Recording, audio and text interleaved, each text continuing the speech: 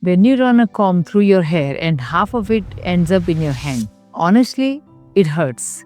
Ayurveda says that hair fall is because of excess pitta in your body and sometimes because of excess vata. Too much heat destroys hair follicle or hair root in such a manner that the new hair follicle does not grow easily. We always lose some hair regularly, but then the new has to grow naturally and it keeps growing anyways. But when there is excessive heat, pitta, or vata, then it doesn't grow as much as it falls down and your hair looks thinner and thinner day by day and you can hardly hold it in your hand. The second reason is hormonal imbalance. Most of the women, because of the PCOS, polycystic ovarian syndrome, or menopausal situation, lose their hair because of the imbalance of estrogen and progesterone. So this woman can have a front line baldness. Here we call it androgenic alopecia, where only the front line gets thinner, while many men can get a U-shaped baldness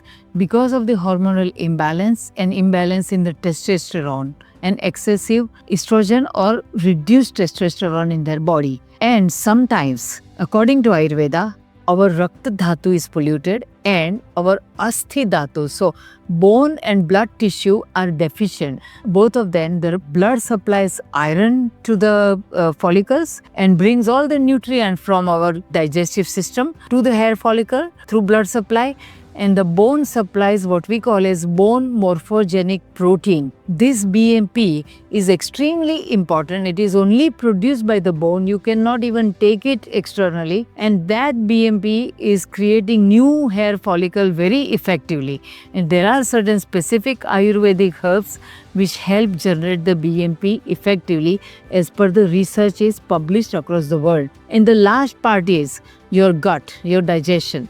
If that's not working very well, even if you eat the best nutritious food, it's not absorbed, it doesn't go to their hair or your skin or anywhere, and finally hair falling begins because of lack of nourishment. So now what to do? Wait for part 2. I will share very effective, powerful remedies to take care of this. Follow Dr. Smita to see the part 2.